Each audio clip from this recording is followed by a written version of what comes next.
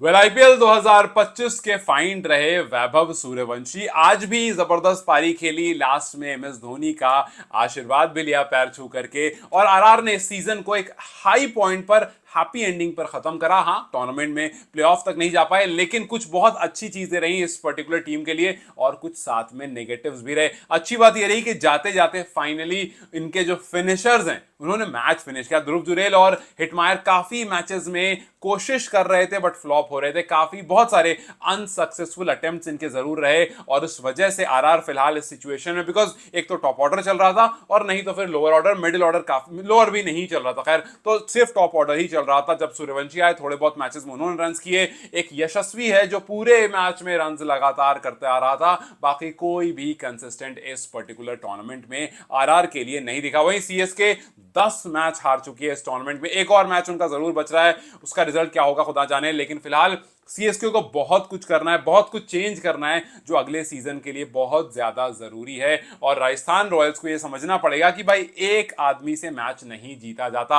आज neutral venue पर आप जीत गए, थोड़े बहुत मल्टीपल परफॉर्मेंसेज आ गई, लेकिन ये मल्टीपल परफॉर्मेंस अगर पूरे टूर्नामेंट में आ जाती तो शायद चीजें कुछ अलग होती। आरआर के लिए दो ही इंसान है जो इस पूरे टूर्नामेंट में चला, एक सूर्यवंशी और दूसरा यशस्वी जायसवाल। जायसवाल तो मानो यार कंसिस्टेंट हो गया इनके लिए। आप देखो 2023 में भी इस बंदे ने 625 रन किए, 2024 में 435 किए थे और इस सीजन में भी 559 रन किए। सो हर सीजन में आकर के रन्स करना, हर मैच में आकर के रन्स करना, अकेले इंसान से टूर्नामेंट नहीं जीता जाता। हाँ, ये बात जरूर है कि यशस्वी की इन पारियों के बाद ये सवाल जरूर उठाया कि भैया यशस्वी या फिर अभिषेक शर्मा, टी20 वर्ल्ड कप में कौन बेहतर विकल्प होगा, बिकॉज ये जो बंदा है ये कंसिस्टेंट है, रन वो भी मार रहा है लेकिन वो कंसिस्टेंसी के साथ नहीं मार रहा है। स्ट्राइक रेट इसका भी अच्छा है, उसका भी अच्छा है। आज भी देखो जिस तरह से यशस्वी खेल रहे थे भाई, उनका अंदाज हुई शुरू में आकर के वो रन स्कोर करते ही करते हैं। हाँ, अभिषेक शर्मा थोड़ा सा एज रखते हैं बट वो स्लॉग हिटिंग में चला जाता है। ये थोड़ी सी सेंसिटिव हिटिंग या फिर थोड़ी sensible hitting, the right word, sensible hitting करते हैं और जो हमें रिजल्ट में भी दिखता है। 14 मैचेस सीजन में खेले हैं, 559 रन, 43 का एवरेज और 160 का strike rate. Everything is top notch और ये ऐसा आप चाहोगे कि ऐसा बल्लेबाज आपका टॉप ऑर्डर बल्लेबाज हो। 6 हाफ सेंचुरी, 60 चौके, 28 छक्के। Yashasvi was completely on the roll. अच्छी बात यह थी कि यशस्वी रन कर रहे थे, बुरी बात यह थी कि आरआर के लिए किसी भी दूसरे बल्लेबाज ने 400 रन भी नहीं किए, जहां पर इसने अकेले ने 559 रन किए। सो कोई भी अगर साथ देता तो शायद टूर्नामेंट में और आगे ये जा सकते थे। और अगर आप देखते हो इनके कुछ इंस्टेंसेस की तरफ तो ये काफी बार ऐसा होता है मैच शुरू करते हैं बाउंड्री के साथ। इनफैक्ट आईपीएल में सबसे ज्यादा बार पहली बॉल पर बाउंड्री लगाकर अगर किसी ने मैच शुरू किया है तो वो जायसवाल है। 2025 में 5 बार ऐसा हुआ जब जायसवाल खेलने आए, पहली बॉल पर बाउंड्री लगाई। 2023 में भी 5 बार ऐसा हुआ था जब पहली बॉल खेली थी और बाउंड्री लगाई थी। उसके बाद सहवाग है जिन्होंने 2014 में ये काम किया था। सो इनका अटैकिंग इंटेंट भी हमें दिखता है जो इवेंचुअली आकर के हेल्प जरूर करेगा इस सीजन में। अगर आप इनके रन्स की तरफ भी देखते हो तो आपको देखो आज इन्होंने 36 रन किए 19 बॉल में, पिछले मैच में 25 में 50 किए थे, उससे पहले 21 में 34 किए थे, 6 में 13, 40 में 70, 19 में 49, 52 में 74। तो इस तरह के रन इनके आपको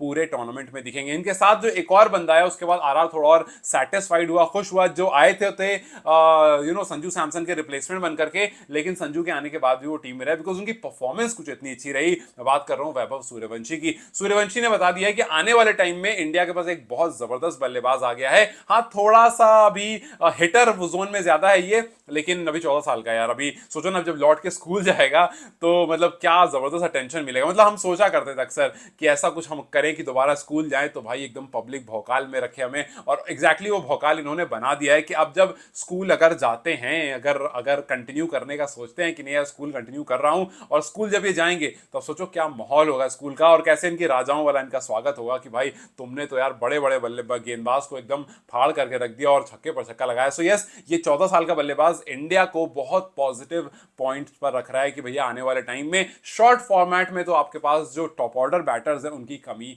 नहीं होने वाली है। जीटी के खिलाफ सेंचुरी लगाई थी, चेन्नई के खिलाफ फिर उसने हाफ सेंचुरी लगाई और इसने अपना टैलेंट जो है जिसके बारे में बात हो रही थी, इसके बारे में लोग थोड़ा सा थोड़ा शक कर रहे थे कि नहीं यार ऐसे नहीं है वैसे नहीं है, बातें बहुत की जा रही है, उतना इफेक्टिवनेस नहीं होगी। बहुत सारे प्लेयर को हमने देखा है जो पृथ्वी शॉ थे जब वो आए थे उनके बारे में बहुत बड़ी बड़ी बातें हो रही थी, लेकिन सारे आकर के फ्लॉप हो होकर के चले जाते हैं। बट सूर्यवंशी ने आकर के मल्टीपल मैचेस में प्रूव करके दिया कि भैया मैं उनमें से नहीं हूं जो फ्लॉप होकर जाऊं। हाँ, थोड़ा टाइम भले लगे, बट जब आते हैं जोन में तो आ जाते हैं। मतलब एक आध मैच फ्लॉप हुआ, फिर हिट हुए, फिर फ्लॉप हुए, मतलब कंसिस्टेंट अभी नहीं है, बट जिस मैच में चलना शुरू करते हैं फिर फर्क नहीं पड़ता आगे ईशांत शर्मा है या कोई 40 साल का एक्सपीरियंस बॉलर है या नया नवेला कोई 18-19 साल का बॉलर है, सबको रगड़ते रहते हैं। और उनके साथ साथ अच्छी बात यह भी कि संजू सैमसन जो कि इंजर्ड हुए थे वो वापस आए। आज थोड़ा सा क्लिक में देखे, हालांकि हल्का सा अदर बैटर से स्लो जरूर थे, लेकिन फिर भी अच्छी बात यह है कि जब आगे इंडियन टीम का चयन हो रहा होगा तो इनका नाम भी जहन में रखा जाएगा। बिकॉज विकेट कीपर बैटर में अगर कोई नाम है तो संजू है, वहां पर ऋषभ पंत है जिनको थोड़ा आउट ऑफ कंसिडरेशन रखा जा रहा है। फिर उसके बाद आप देखोगे ईशान किशन है जो बहुत टाइम से टीम के साथ नहीं है, तो वो भी फिलहाल अब तक आउट ऑफ कंसिडरेशन थे।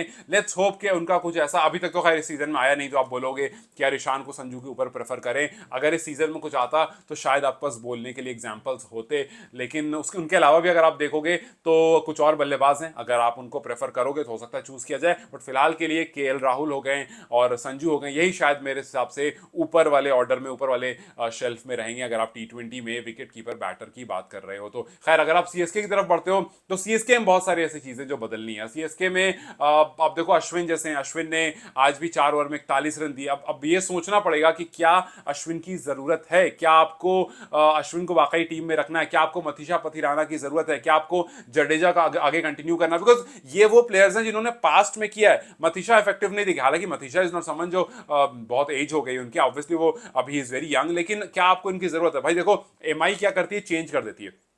बहुत सारी टीम क्या करती है, चेंज कर देती है। कुछ टीम है जो रखती है कि नहीं यार मुझे भरोसा, एक सीजन नहीं चला अगला चलेगा, उसके अगला चलेगा। कुछ जो है वो पूरा चेंज कर देती है। सो देखना ये है कि कितने आपके आपके प्लेयर्स हैं जिनको आपका मौका अगर मिले तो आप उनको बदल सकें। क्या आप अश्विन को एक और सीजन दोगे? मेरे हिसाब से नहीं देना चाहिए। अश्विन अब निकल चुका है, सब कुछ कर दिया उन्होंने। अब वो टाइम है जब वो मेंटोरशिप करें, बैठ करके काम करें। सो लेट्स सी आगे सीजन में क्या होता है। मथीशा पथिराना को क्या और मौके मिलते हैं या दूसरी टीम की तरफ उनको भेजा जाता है? फिर उनके साथ साथ आप देखो कि रविंद्र जडेजा हैं, क्या उनके बारे में आगे क्या क्या सोचते हो? आप देखो पोलार्ड भी थे यार, पोलार्ड जबरदस्त खिलाड़ी थे, लेकिन उनको भी एमआई ने क्या करा, भेज दिया कि आप मेंटोरशिप वाले जोन में जाओ, हम यहां पर किसी और को रखेंगे। सो पोलार्ड अभी भी खेल सकते थे, पिछले सीजन तक भी वो बढ़िया खेल, अभी भी वो काफी बार प्रैक्टिस सीजन में दिख जाते हैं, लेकिन एमआई दूसरे तरह से सोचती है, वो दूसरे से प्रोसेस करती है। उसका सिंपल प्रैक्टिकल हिसाब किताब रहता है। सीएसके थोड़ा सा इमोशनल रहती है, इसलिए वो इतना प्रैक्टिकल नहीं होती है। इसीलिए कि हो सकता है अगर जडेजा और किसी टीम में होते तो शायद अगले सीजन में उनको मेंटोर की तरफ शिफ्ट कर दिया था, लेकिन इस टीम में है तो शायद वो एक और सीजन खेल ले, यू नेवर नो। आप अगर देखोगे एमएस धोनी की तरफ भी देखोगे तो अदर टीम होती तो शायद आगे बढ़ा देती कि चलो ठीक है अब नेक्स्ट सीजन से आप मेंटोर बन जाओ। लेकिन एमएस धोनी के लिए भी इंतजार किया जाएगा कि आने वाले टाइम में क्या धोनी खेलना चाहते हैं या नहीं खेलना चाहते हैं। कुछ इंटरेस्टिंग चीजें जरूर हैं जो आगे आने वाले सीजन में आपको सीएसके की तरफ से दिख सकती है। कुछ वीकनेस जरूर है सीएसके की जो शायद सीएसके उसको उस तरह से नहीं देख रहा है। बिकॉज आप अदर टीम से कंपेयर करो और इस टीम को देखो, इस टीम में अश्विन, जडेजा, दुबे, पथिराना, धोनी, ये बड़े नाम है, लेकिन बड़े पथिराना बड़े नाम आता है बिकॉज उसने अच्छा काम किया है। सो ये बड़े नाम है, लेकिन ये फ्लॉप रहे सारे के सारे। सो फ्लॉप रहने का मतलब है कि क्या आप अगले सीजन में इनको कंटिन्यू करोगे या इनमें से कुछ जो है वो माइनस करोगे। और जो इस बार कुछ जबरदस्त फॉर्म में दिखे उनको अगले सीजन में कितनी इंपॉर्टेंस मिलेगी। जैसे ड्वेल ब्रेविस आज भी जबरदस्त पारी खेली, कुछ बहुत अच्छी पारियां खेली हैं, 25 में 42, 26 में 32, 25 में 52 और 25 में 42। तो कुछ अच्छी पारियां खेली हैं ब्रेविस ने। क्या आप उनको आगे कंटिन्यू करते हो? आपके पास आयुष मात्रे आए, आज भी मात्रे ने 20 बॉल में 43 की पारी खेली। क्या इस 17 साल के मात्रे को आप इतना इंपॉर्टेंस दोगे? क्या ऋतुराज के साथ ही आगे ओपन करेगा? आगे क्या आपके प्लान्स है? बिकॉज बहुत सारे प्लेयर्स हमें यंग दिखे जिसको सीएसके ने इस बार खिलाया और बढ़िया रहे। क्या आगे सीएसके कुछ और यंग प्लेयर्स को पिक करेगा या अपने साथ एक्सपीरियंस प्लेयर्स को रखेगा? अभी भी यस बहुत कुछ देखना। आप मात्रे को देखो, एमआई के खिलाफ 15 बॉल में 32 किया था, एसआरएच के खिलाफ 19 बॉल में 30, आरसीबी के खिलाफ 48 बॉल में 94, एक वेल डिजर्व सेंचुरी की तरफ गया था, बट वहां से सेंचुरी रह गई थी। आज आरआर के खिलाफ भी 20 बॉल में 43 रन। सो कुछ सीएसके के सेंसेशंस रहे हैं, कुछ सीएसके के आउट ऑफ फॉर्म प्लेयर्स रहे। क्या प्लान होने वाला है नेक्स्ट सीजन? क्या उर्वी पटेल को कंटिन्यू करोगे? नूर अहमद एक जबरदस्त, मतलब इस सीजन का एक ही आदमी है जिसको आप कह सकते हो कि सीएसके के लिए पूरे time from the beginning till and बहुत अच्छा किया है, वो नूर अहमद है। उसके अलावा कोई ऐसा प्लेयर नहीं जिसने पूरे सीजन में अच्छा किया हो। शुरू में ऑन तो ऑफ, मिड में ऑन तो ऑफ, एंड में ऑन तो ऑफ, ऐसा रहा है हिसाब किताब। लेकिन नूर एक खिलाड़ी रहा है जिसको ना ही सपोर्ट मिला ना कुछ मिला, बट स्टिल वो पर्पल कैप की रेस में काफी बार टॉप पर बैठा रहा, काफी दिन तक टॉप टॉप पर बैठा रहा और हो सकता अगर टीम प्लेऑफ में जाती तो ये नूर पर्पल कैप भी लेकर के जाता। लेकिन अब देखना सिर्फ ये है कि सीएसके की टीम क्या कुछ चेंज करती है, एम एस धोनी से लेकर के अश्विन तक क्या कुछ बदलती है और अगले सीजन में कितना स्ट्रांग होकर आती है। कल एक इंटरेस्टिंग मैच है डीसी वर्सेस एमआई, उसमें देखना यह है कि कौन जीतेगा। अगर एमआई जीतेगा कहानी वही खत्म, एमआई आगे बढ़ रहा है। अगर एमआई नहीं जीतेगा तो डीसी को जीतने के बाद उम्मीद बनी रहेगी, लेकिन डीसी खेलेगा एमआई के घर पर, वानखेड़े में जाकर के खेलना, और एमआई को हराना थोड़ा मुश्किल काम जरूर है, बट ये तो वक्त ही बताएगा because you never know last में आकर के क्या चीज कैसे चेंज हो जाए। खैर who are you rooting for, MI और डीसी? मुझे कमेंट्स में बताएं। Till then you guys take care, I will see you very soon.